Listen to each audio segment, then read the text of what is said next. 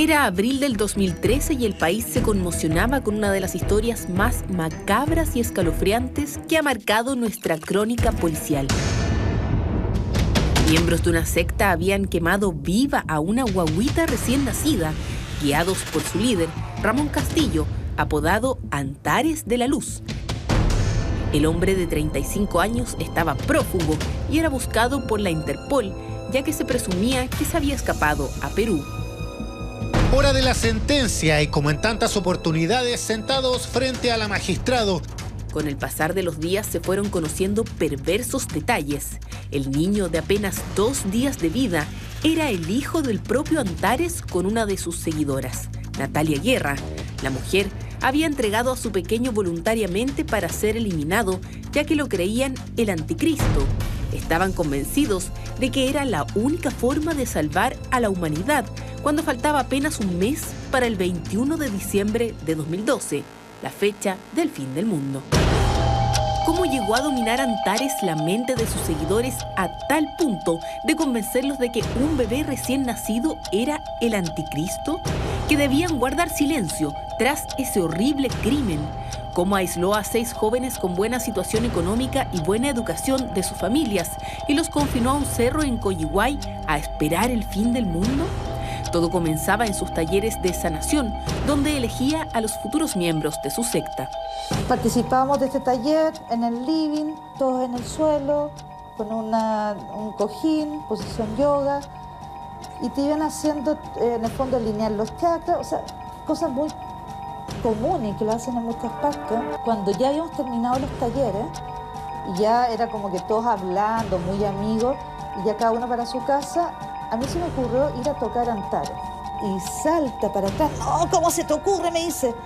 Entonces yo pensé primero que estaba haciendo una broma. Pero después es que me sentí súper mal. No cualquiera podía tocar a Antares. Sus características divinas las revelaba más adelante, solo a algunos, los elegidos. En general, jóvenes de buena situación económica en busca de respuestas existenciales. Verónica Foxley, periodista, se sumergió en esta historia por meses, una investigación que quedó plasmada en el libro 5 gotas de sangre, y conocía el perfil de sus vulnerables víctimas. Por lo tanto, eran presas fáciles de atrapar, ¿no? Primero se mostraba como un ser encantador, un sabio que poco a poco iba revelándoles los secretos del universo. Luego les presentaba la ayahuasca y en esos rituales, guiados por él, iban encontrando las respuestas a sus propios conflictos y dudas existenciales. Luego, solo los más fieles y cercanos se les revelaba el gran secreto que había tras su figura. Él era Dios en persona y como tal sabía la fecha en la que todo acabaría, el 21 de diciembre de 2012, la misma fecha cuando termina el calendario maya. Estaban todos convencidos que se iba a acabar el mundo, por lo tanto iban a pasar una mejor vida los que fueran leales a él.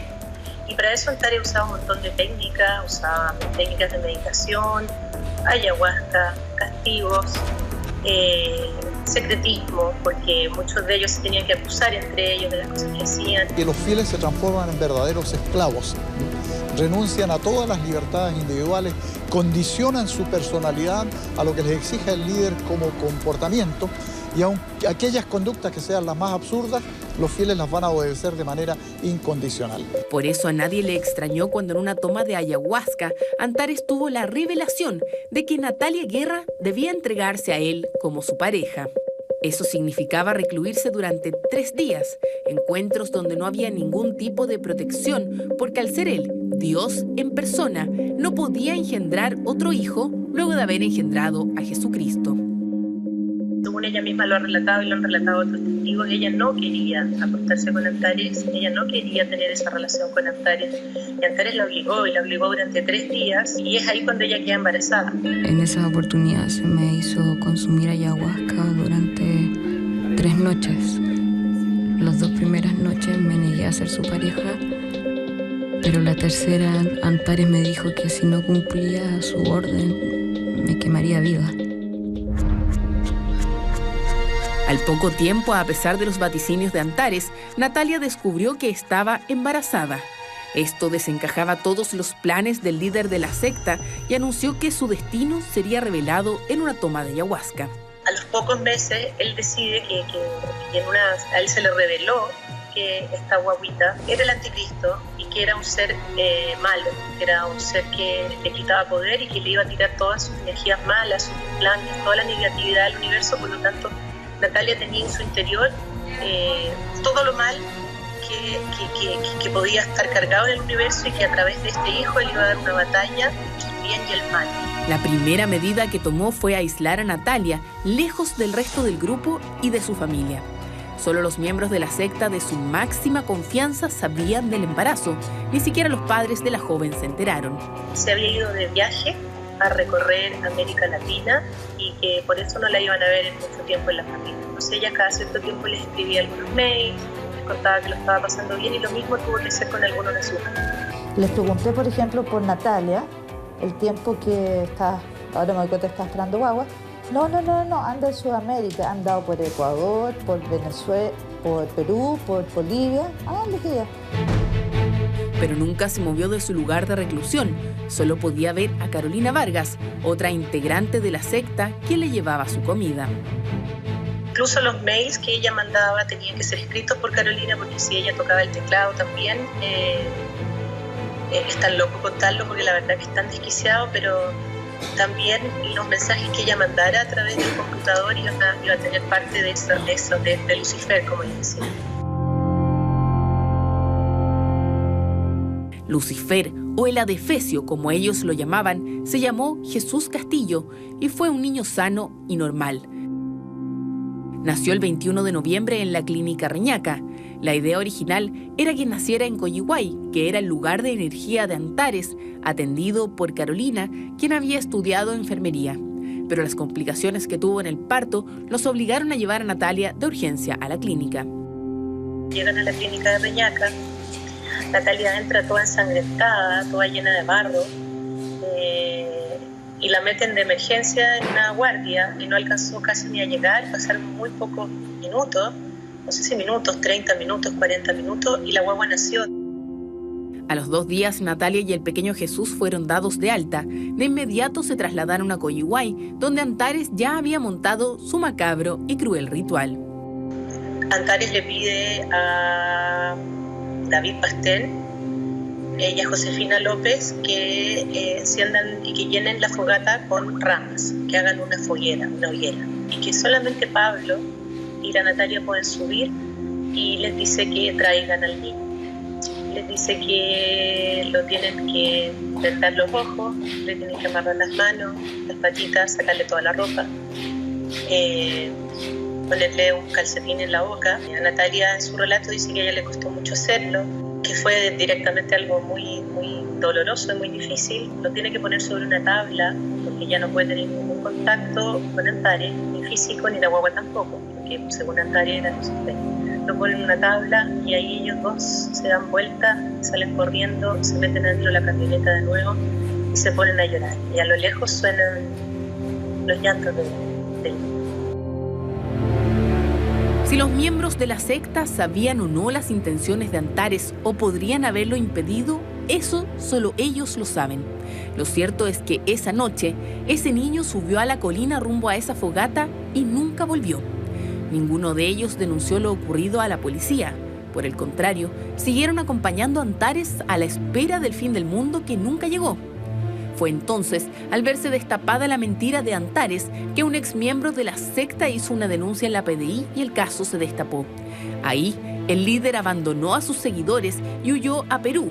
Llamó a una expolola, Francisca Ceroni, quien lo acompañó y lo ayudó a financiar el viaje.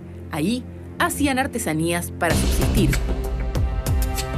Comentó de que había muerto la abuela de la chica y tenía esa emergencia que volver a Chile, ¿no? Para el entierro, y que comenzaron a vender sus cosas. ¿Cuál de estas fotografías él se parecía más la última vez que usted lo vio? Sí, porque cuando llegó tenía un poquito de barba. Después, a los pocos días, se afeitó. Lo describe como una persona muy amable, muy asequible, muy buena onda, dicen ellos. Vendía sus cositas, sus baratijas, sus artesanías, hacía música, tocaba quena, tocaba guitarra. Era un buen compañero. Él andaba con una chica de pelo cortito. Entonces, sí, con ella. ¿Con ella? Ajá. Y habían llegado acá con el cuento de que en Lima les habían robado sus cosas, todo. Entonces querían aprender artesanía y me dijo, ¿no?, que le enseñara yo a ella a tejer. Pero la policía peruana comenzó a acercarlo. Al verse acorralado, Antares le dijo a Francisca que volviera a Chile. Él llegó hasta una tétrica casa en Ollantaytambo, donde los lugareños aseguraban que se hacían todo tipo de rituales, muchos de origen satánico. Fue en ese lugar donde decidió quitarse la vida. La determinación de quitarse la vida, Antares de la Luz subió por estas escaleras de esta casa abandonada. Fue en estos pasillos donde estuvo los minutos previos a su muerte. La policía peruana dice que decidió quitarse la vida al verse acorralado, ya que era buscado intensamente.